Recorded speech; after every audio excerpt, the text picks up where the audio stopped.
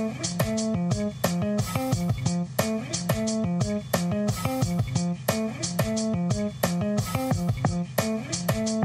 it was tough. I mean, there were days in 2018 where, I could hardly breathe.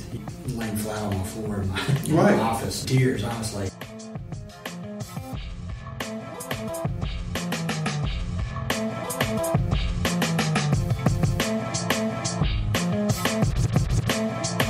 Welcome to Guerrillapreneur, the art of waging small business warfare podcast, teaching Davids how to defeat Goliaths.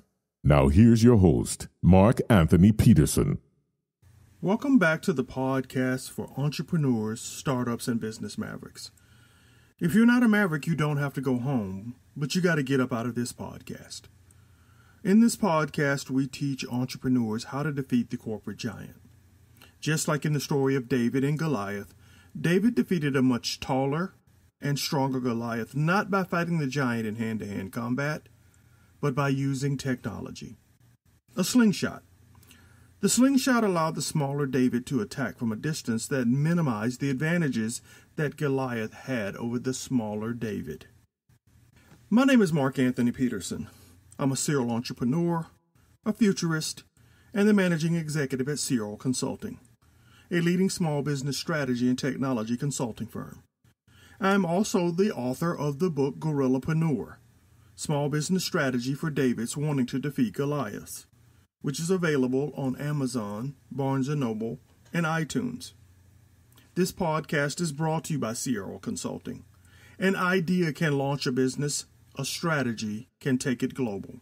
Guerrillapreneurs, I am happy to tell you that we are one step closer to having those Guerrillapreneur Disrupt or Die t-shirts and baseball caps ready to go. Just go over to our Patreon site, patreon.com/guerrillapreneur, and check out the designs. We're hoping to have them done in the next 2 to 3 weeks, and for any of you signing up as a Patreon member, you'll get one of those really cool Guerrillapreneur Disrupt or Die t-shirts or hats. We're really looking forward to getting those in your hands this year. And while you're at it, guys, there are other ways that you can support the show other than being a Patreon member. You can like the show, you can subscribe to the show, you can leave a comment, and you can share the show with your friends. That helps us tremendously. Last episode was our 50th episode, and we started a conversation with Robert Armstrong, founder of G Momma Cookies, and he told us how he bootstrapped his cookie empire, grew it to almost 2,500 stores where you could get G Momma Cookies, including stores like Walmart, Cracker Barrel, and World Foods. An amazing rise from baking cookies in his kitchen to having an outsourced baker in Pennsylvania who could help him deliver cookies nationwide, all headquartered in my hometown, historic Selma, Alabama. Well, in part 2, we're going to talk about what happened next, how the cookie empire started to crumble. And guys, I'm going to warn you, Robert is going to give you some valuable life lessons and tell you emotionally how this took a toll on him, mentally, physically, spiritually, and how it also made him want to just lay in the bed and cry. It really touched me as an entrepreneur, and I know it will touch you as well. Please enjoy part 2 of Bootstrapping G Momma's Cookie Empire.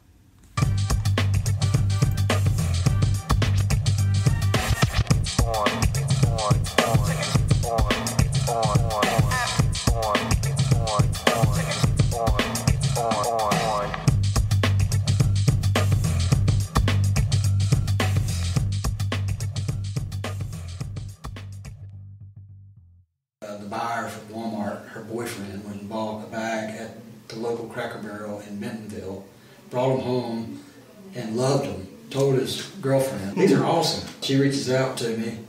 2 weeks later, we got an appointment. She said she's going to put me in 400 stores. Wow.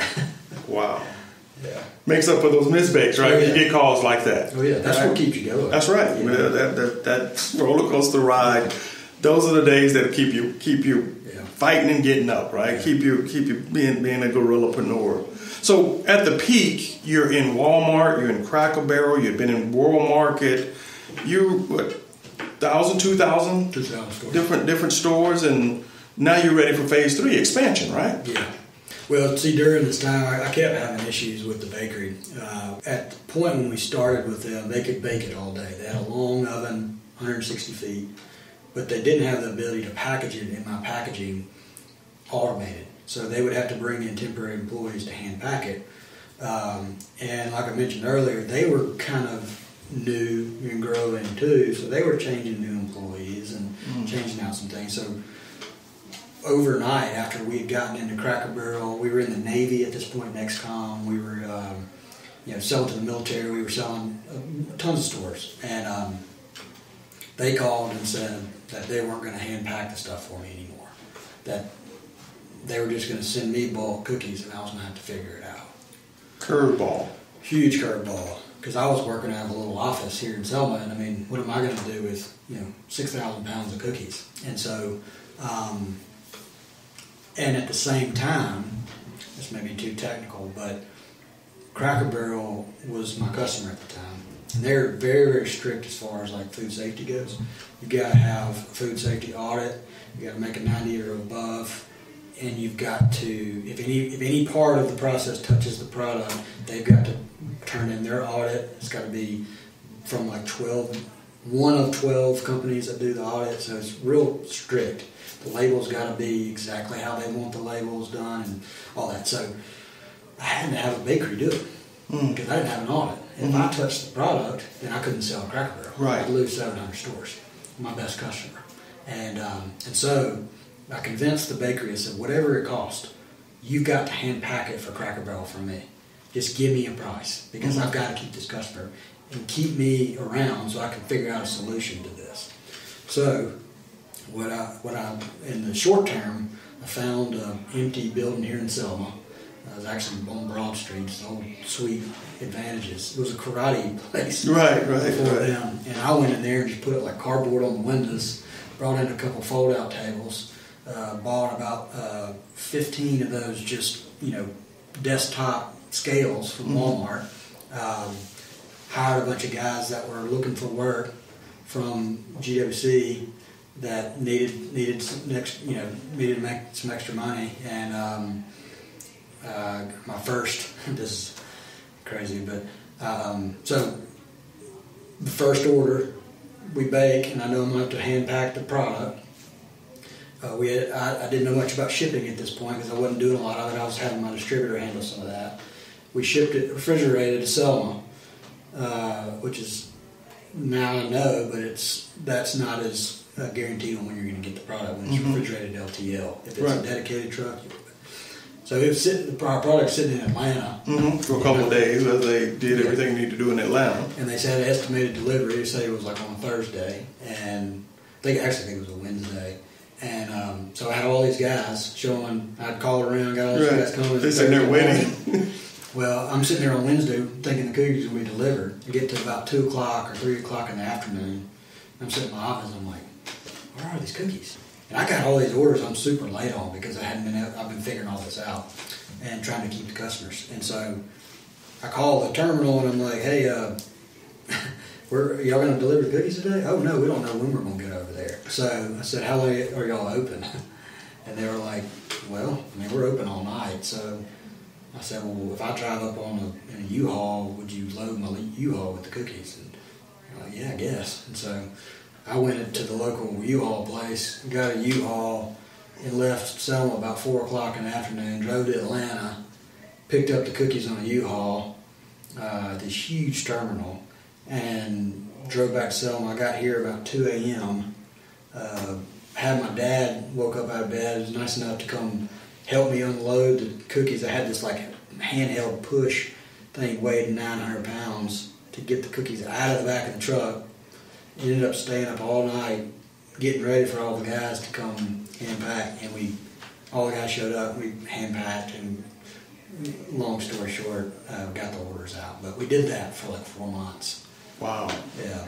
And then ended up deciding to build my own place. Because now after all of that, you realize you can't move into phase 3 and scale with what got you into phase 2, which was an outsourced baker that had the expertise but not the full automation for you to be able to get the volume you need to now to become a serious player in the space. Yeah. So you decide Selma's going to be the headquarters for everything you're going to do. Baking, packing, distribution. Yeah. Phase 3, conquer the world. Yeah. What happens? Well, so I kind of, during this time, I was getting into Walmart. And so I was working a little bit with that buyer on letting her know this is what my plans were, so that when I was ready to set up here, I could sort of scale up when I was ready. You know, I could have that as a little bit of a piggy bank and some cash that would hopefully come in as I'm ready to start baking. And so I raised a little capital from a local investor here because I couldn't get a loan that big enough. I just didn't have the credit and I didn't have the assets to be able to put a lien on or anything. So that happened fairly quickly, just from a family and friend kind of arrangement. And so raised a little capital, found a building, did a lot of work on it myself, but found an old Dollar General, which was empty for about 15 years. And I went and got my certificate to be HACCP certified, which is like a food safety thing in an industrial environment. Cost about $1,000 and spent like 3 days. But that allowed me to understand how to set up a facility to be audited. And so I went in just a flat, open floor plan and created just literally with an online tool, it was free, made the plans for how I wanted to set the building up. And used a portion of that money to put up some walls and fix the floors and make an office space and a production area and a warehouse and all that. And bought some equipment. I couldn't get the oven that we were using, but I got a scaled down version. So the difference, we were baking on a conveyor oven. I got a rack oven, like the ones that you see in a Winn-Dixie, or pick up a rack and they twirl it around. You could put about 40 pans on a rack. And I ran the calculations on how much production I thought I could do. Got it all installed. I had a process flow set up.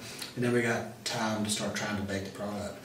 And once we started doing our test bakes, I quickly realized how little production we were going to be able to get out of that oven. And I miscalculated. It wasn't only me. I talked to some baking consultants and asked them, hey, do you think this oven will work for me? And all the answers I got were, yeah, go ahead, go for it. And what I thought we could do about 300 pounds an hour, when in reality we could only do about 90 an hour. And, that's a big difference. And I had grown since then too. So since we started this process, we had gone from, probably 800 stores to closer to that 2,000 number. And so at the same time, we were still baking in Pennsylvania and just shipping stuff out from our warehouse area while we were getting the processing set up. And again, the problem was really had gotten to be that they couldn't pack it. I needed some sort of way to automatically pack the product. And, my choices were build the plant here like I was doing, put the equipment up there, or shut the thing down, And so, I decided to put the business here. And so when we started baking, I realized this oven is not baking as fast as I thought it would. And I can't get the moisture out of the product. The product, for some reason, the moisture wouldn't get out of the product. So what I ended up having to do was, which actually ended up allowing us to scale a little bit bigger, is what I decided was that we would just package the product here in our automated equipment. We would still lean on the capacity of the bakery in Pennsylvania, which the cost of shipping it from there to here, we ended up making that the savings that we would have gotten by baking it here would have been washed away with the inefficiency. So the efficiency there plus the shipping here ended up being a little less than us baking here without having to ship it. It ended up being about the same anyway. Right. And we had the ability to scale up. They added another shift and it doubled our size. And so what we did is I sold the equipment that did the baking from the packaging equipment back. Oven, depositor, mixer, refrigerator. It made our audit a lot easier. We didn't have a whole lot of processing. Just packing. Right. And so that's what we did. In 2015, we decided we were going to lean on the bakery to bake. We were going to do our packaging, warehousing. We could customize some orders to certain, being able to put our hand on the product as opposed to outsourcing the warehousing and all that. And so that's what we did starting in 2015. And in 2015 to 2016, we grew by about 50%. And then, so I'll tell the numbers. In 2015, we did $260,000 in sales. 2016, we did $310,000 in sales. 2017, we did $463,000 in sales. So you're growing. We're growing. Right. Yeah, we're growing. And, some of it was more stores, and then some of it was just the stores that we had doing better. Turns, they're ordering more. Yeah. And we were rocking along, honestly, with the bakery. We had sort of nailed down the recipe. The guy they had there baking in charge of production was really good. He was harder to deal with, but it was good because he was very regimented. And that's what you got to be when you got a product that's real finicky. Right. You got to do exactly the same every time and no fudging. And so we were getting some consistency there. We introduced a small bag, got into convenience stores. That really contributed a lot to our growth. And so yeah, we were expanding. So. And then come to today. Well, yeah. So we do that well in 2017, and then leading in 2018, leading into 2019, the quality of the product starts to go down. So they get the guy I was mentioning earlier that's running the bakery. He leaves. They get somebody, a couple people. They run through a couple people that don't really know what they're doing, and so product was showing up with not baked right. What we were trying to do, what my plan was we had two flavors. We were and we needed to introduce more flavors. So that was my plan, to sort of get over to the hump as far as like being a really profitable company. We needed more variety, because if we could sell $100 to one store, if we could sell 150, multiply that over 1,000 stores, and then your volume was the name of the game for us. And so we were planning on introducing this cookie. We had the recipe ready. I just couldn't get the bakery to bake it, and when they did, they never do it right. And so they literally delayed me on a new flavor for a year. And so what I had planned to do, and spent money on the inventory for the bags and for all the different things, it was putting me in a tight spot. And so I couldn't get the product on time. Communication was failing with them. Literally went weeks without being able to get them to respond. Wow, this is a major partner. Oh yeah. Who had supported you from coming out of your kitchen to expansion to 2,000 stores, and they're not calling you back for weeks at a time? Not answering my text messages. At one point I was sitting on $60,000 worth of orders, and my brokers were going, "Hey, you've already missed one date on the due date. I can get them to move it, but I can get them to move it maybe 2 weeks. But if you can't hit that date, they're going to kick you out of the stores." Wow. And this happened like 3 or 4 times in 2018. So much so that I booked a flight to go up there. Was driving to Birmingham when I couldn't get him to answer the call. And they finally called me back as I'm pulling into the airport at Birmingham and told me that they had me on the schedule. I'd go up there and they wouldn't have hardly anything ready. I mean, when I went up there, I learned how to run the equipment. I was running the oven, I was changing the temperatures. Wow. I knew that it was like, this is not going to work. I can't build a business if I can't raise capital with this sort of relationship. It's destined to fail. Right. And so I had to sort of, now hindsight's 20/20. I should have pulled back and made this decision a lot earlier. But we ended up parting ways.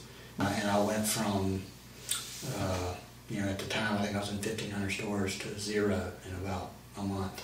Wow. So you're at the point where you're ready to break out. Yeah. And become an established brand.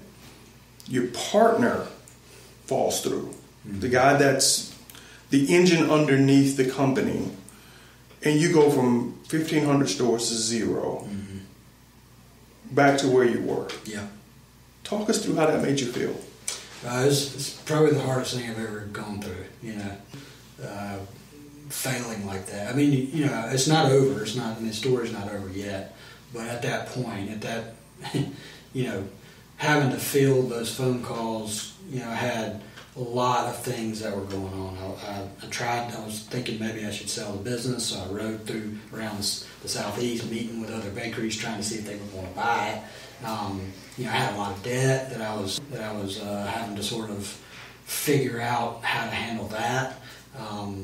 And then I had 2 employees that worked for me that depended on me, and then myself. Luckily, by the grace of God, they were taken care of. One of them had an opportunity to improve himself career-wise at about the same time, so he was able to move on to another job, and I was able to help my other employee find another job before all this kind of really, really came crashing down. But it was tough. I mean, there were days in 2018 where I could hardly breathe, laying flat on my floor in my office, tears, honestly, because you put everything that you have into something, and you just fight so hard to make it work, and then it doesn't. Mm-hmm. You kind of just learn the hard way that life's not fair sometimes. Right. Well, it's not that it didn't work. Yeah. There's just a piece of the formula that miscalculated itself. Yeah. Decided not to deliver when it was delivering. Had they continued, you got a different story on your hands. Yeah, absolutely. So, what got you back up off the floor? Yeah, so I had to. I mean, I had responsibilities that I couldn't just lay in bed and cry about it. I had to do something. So, I knew I had to get the things that were just right in front of me. And the things that were right in front of me were my debt. That was I needed to be able to figure that out, how I was going to, so I wouldn't have to default or anything like that. And so I had assets, I had some equipment that I could sell. So I knew I needed to sort of regroup. And so what I decided to do was scale back considerably. Luckily, I was able to find a bakery close by that was much, much, much, much smaller. Like, just a little side note, the difference in size. We'll spend all day, 8 hours at this bakery. We'll get 150 pounds. The bakery in Pennsylvania, that would take them about 12 minutes. Wow. So, yeah, that's a big difference. And so, but I got them to keep some business on Amazon going because I was consistent and didn't take a whole lot of my time. Once I got them product, it was kind of sort of, leave it and forget it sort of thing. And I've got a credit union here that buys and gives them to their customers. So I really wanted to keep that relationship. They buy a decent amount, and it's they've been good to me. So I wanted to keep that business, and that would be enough to kind of keep it alive, keep me using some of the bags that I had and stuff while I sold my equipment, which took me about 8 months. Sold some on eBay, sold some through some contacts that I made over the years, and then I sold the bulk of it on an online auction and did pretty well with that. I was able to pay down my line of credit to a certain amount where it was manageable, turned it into a loan, turned it out, and has continued to bake with this bakery locally, close by, to keep it alive, all while trying to sort of I found another bakery to try to work with that could do almost everything turnkey. They pack all in one spot. My overhead was an issue with previously, and so I knew doing it again, I needed to reduce some of that, and so I was able to really kind of, like you mentioned earlier with Warren Buffett, kind of step back, right, and look at my business and go, all right, how do I make this work? This business may not be something that takes over the United States. This may be a smaller business that we kind of carve out a niche, and we grow slow and steady as opposed to trying to get into every door in the country. Is that the one big takeaway? I think so. I think I grew too fast, and not from the standpoint of operationally but from the standpoint of the brand and the ability to market it. I didn't have the ability to support the brand enough when I got into a store. And so the way that it works with a store is, if you get into, say, 200 Winn-Dixies, and they put you in there, well, you may have like 6 months. And if you don't sell, they kick you out, and then you got to buy back the stuff that's in there. And so that could put you out of business like that. Right. That's another thing. You just don't know what you don't know. And so knowing what I know now, you'd almost tell some of the buyers that, no, don't put me in that many stores. Right. Let's start small. Right. Let's get some success. Let's get some cash flow. Yeah. Give me 40 stores. Right. Get them close to me, and I'll go do some demos. I'll hand out samples. I'll get it moving. I don't need the $50,000 order yet. Just let's do a smaller order. Let's get some success. I want to think about long term with you, not short term. And I wasn't thinking in that way just because I didn't know. I thought you got a pretty package, you get it within a price range, you put it on the shelf. Set it and forget it, right? That's not there's so much more connected to it, right? Learning that is, so the second, this go around, I'm going to get back into some of our good customers that we were secure in, selling all the time, and customers really wanted it, and go there, and then I'm going to focus a lot of my efforts online with the business. So between that mix of online and the good customers, where do you see the business evolving to? Is it going to be majority online sales because of your direct relationship with those customers and the cost benefits of that, or? I would say before we were at like 90% wholesale, or maybe 95% wholesale and 5% retail. Online retail. And I would say this go around it may be like 70-30 or maybe 60-40.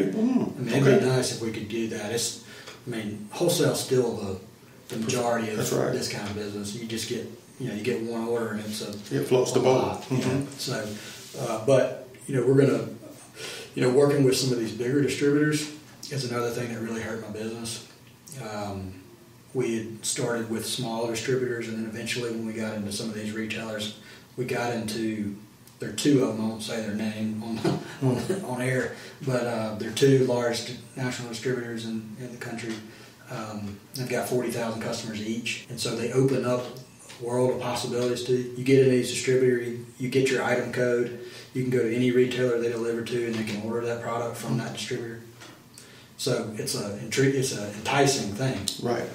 But the downside is that the terms that you have to work with them on aren't great, and so you don't get paid on time. There's always deductions that are just insane. There was one time I sent an invoice for $5,000 and I got a $64 check. And I had so many deductions, and they're like, the codes on what they are as long as your fingers. And you're like, what is this even? Having to float that, and then I didn't have time to dig deep into all that. To understand why you got all these deductions. There's no phone number to call. It's just a random deductions at thecompaniesname.com. Right.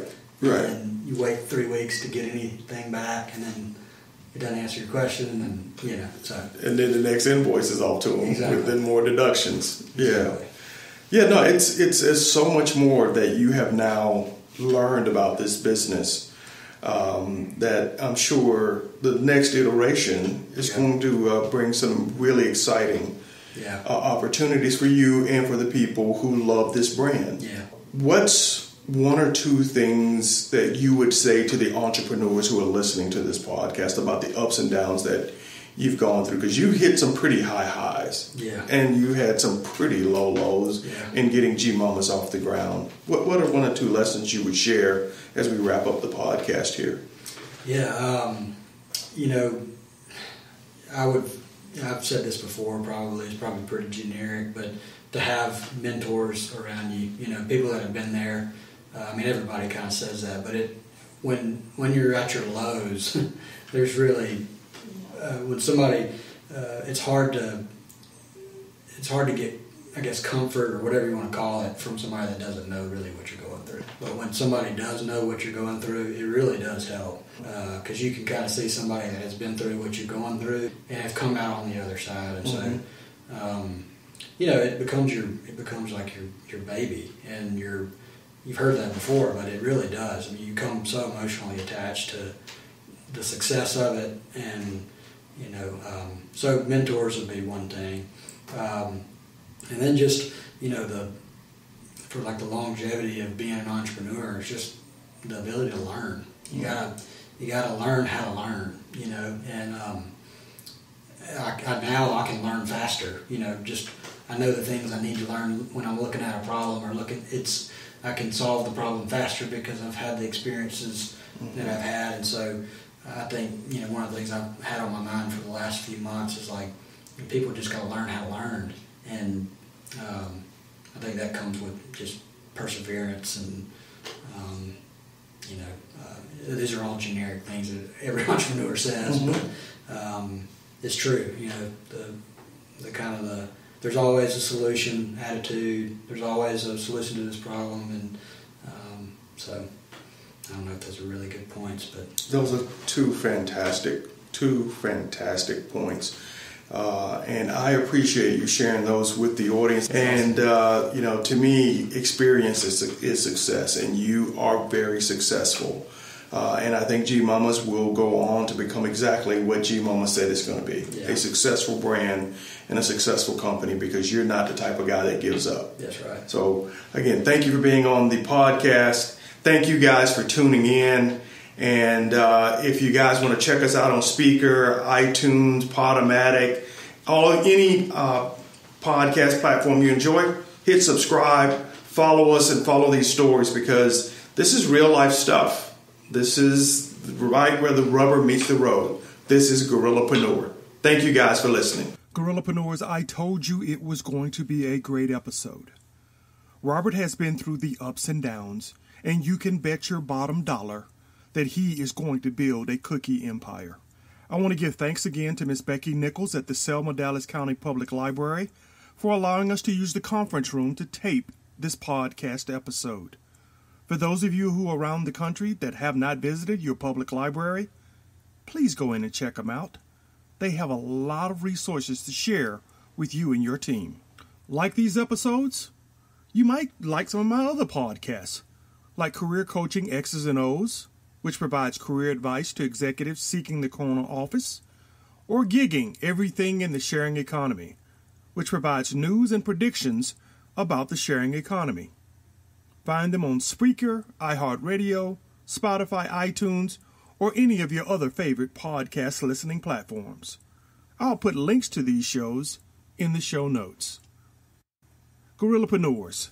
Scott Sullivan said it best in episode 7. Be a mace. Sharpen those spikes. And remember, if you're not breaking something, your company might be the next thing that gets broken. Thank you for listening to the Guerrillapreneur, the Art of Waging Small Business Warfare podcast. If you enjoyed this podcast, you may also enjoy the book Guerrillapreneur, Small Business Strategy for Davids Wanting to Defeat Goliaths, available on Amazon, Barnes & Noble, and iTunes. Follow Mark Peterson on Facebook, Instagram, and Twitter at Guerrillapreneur. Now I want to close with a quote from the great Chinese military strategist Sun Tzu. Victorious warriors win first and then go to war, while defeated warriors go to war first, then seek to win. Keep fighting, Guerrillapreneurs.